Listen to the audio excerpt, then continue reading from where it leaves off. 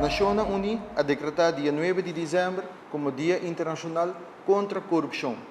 De nome do Gabinete Weaver Cruz II e também de parte do Ministério de Integridade, nós a decretar esse semana aqui como Semana Nacional de Integridade.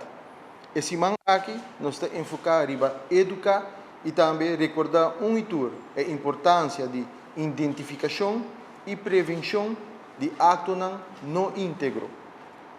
Nós temos um rol na luta contra a corrupção e para promover integridade no nosso país. O governo de Aruba não pode fazer trabalho aqui na Sussô.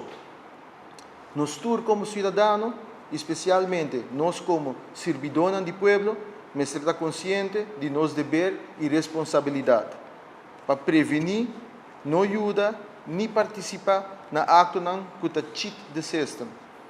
Integridade é fazer o correto, até hasta hora é nota beneficiar a própria pessoa. Boa ética e moralidade, mas está boa compás. Fight what you stand for. Pensei a semana aqui, nós a dedicar o lema honra o compromisso com integridade. Ave, você tudo vai presenciar stand van zaken e o último desenvolvimento do tema aqui. Também, nós vamos elaborar o próximo passo, tanto de BIA e também de Comissão Corporate Governance. E duas instâncias aqui, que se não logra tudo meta, lo ajuda a trazer Aruba a nível de integridade que cada de nós por medir e observar. Proximamente, nós vamos iniciar também com a Aruba Integrity Strategy.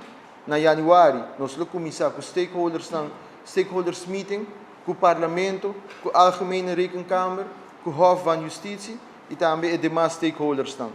Pouco a pouco, o povo vai começar a realizar com integridade, mais que diz uma palavra. É uma maneira de coexistir com o outro, respeitando o outro, respeitando nós mesmos, respeitando nosso instituto e, portanto, mais que outra coisa, estima e honra nossa natureza e proteger nosso meio ambiente.